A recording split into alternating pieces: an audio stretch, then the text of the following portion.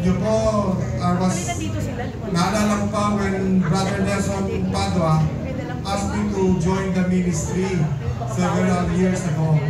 And then, ang sagot ko po sa kanya, hindi ako para dyan dahil puro mababuting tao na yan. And then after several months, si Brother Ramon again invited me to join the ministry. The same answer I gave him. Sabi ko, hindi para sa akin yan dahil hindi naman ako mabuting tao.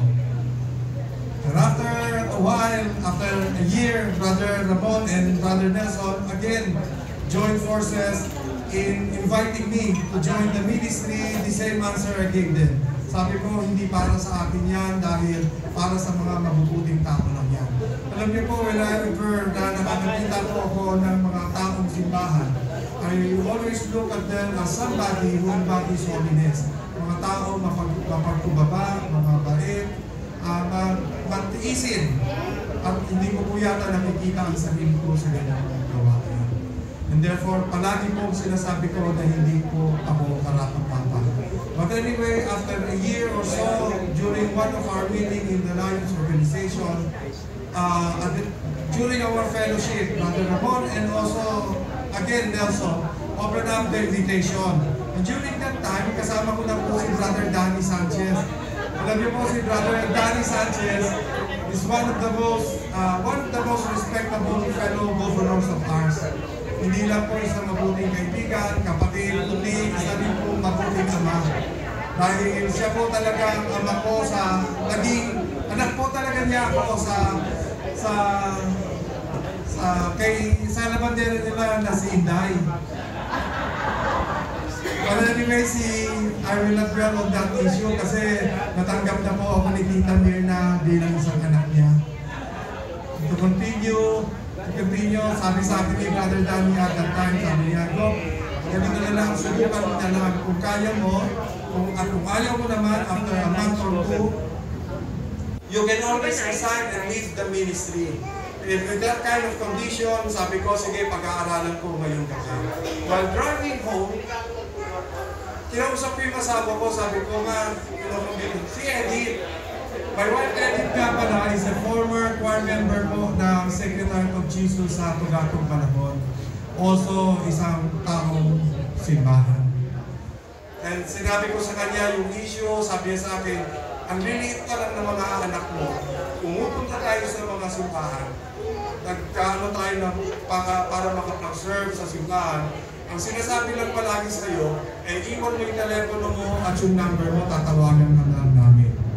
And then, sabi niya sa akin, bakit ngayon na ang dami-dami mo nang ginagawa, tsaka kanila tatawagin para mag-selfie sa simbahan. Akala ko tapos na yon, huminto lang pala para magbuntong hininga. Pero para sabihin lang sa akin, sabi niya, Papa, sa totoo lang, mas gusto ko yung sasamahan mo kesa sa yung iba pong sinamahan na organization. And with that in mind, hindi po ako pinatulog buong gabi. And early in the morning, I told her I would join the ministry. I called up Brother Ramon, Brother Danny, and Brother Nelson, and I was invited to attend your monthly meeting. And at that time, you did welcome me with a very warm embrace. Maraming salamat po sa pagtanggap niyo po sa akin sa EMSC. But anyway, in-introduce ako sa Group 3 and I enjoyed the company of my group, especially during home visitation. But in less than 2 years, nagkaroon po ng special election para sa EMSC leader dahil si Brother Toy Ignacio at that time ay na-elect as Vice Chairman ng PPC. And you nominated me for 3 times and I rejected the nomination for 3 times as well. Sabi ko sa inyo, hindi po para sa akin yan. Dahil hindi ko lang po talaga madiretso sa inyo na para sa senior citizen yung titulo na yan. But anyway, pagkatapos po yun, after the 4th nomination, ninominate po rin po ako. And I succumbed to the will of the majority and I was elected as your president. Maraming salamat po sa pagtitiwala niyo po sa akin. Hanggang ngayon po, hindi ko pa rin po pinapatawad ang kasalanan niyo. Anyway, alam niyo po, I try to visit the morning and the afternoon session, group and I found out that they have two different distinct personalities. Ang umaga ay mabait, ang paghapon ay mas mabait.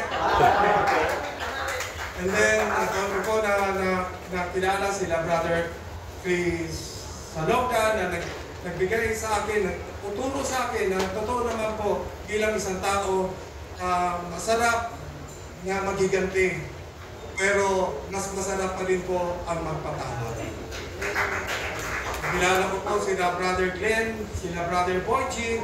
Naalala ko po si Brother Glenn, si Boychi, during my education in Veteran College. Siya po yung umiikot na binata sa Intramuros. And only to find out, and I learned, and I listened, and I understand. And I be reminded na hindi naman pala po totoo na kailangan mabuti kang tao para makapasok sa ministry na ito. Ang mahalaga ay handa kang tanggapin ang pagbabago sa buhay mo at maging mapagkumbaba sa mga gawain para sa simbahan. It is with us na our mission, our decision, and our action is what defines us. And as Father Roger sinabi sa atin, we are truly a conduit of God's blessing to His people. And with that, it is my honor and privilege to welcome everyone to the 50th anniversary celebration of the extraordinary ministers of the Holy Communion. Maraming salamat po sa inyong pagdalo.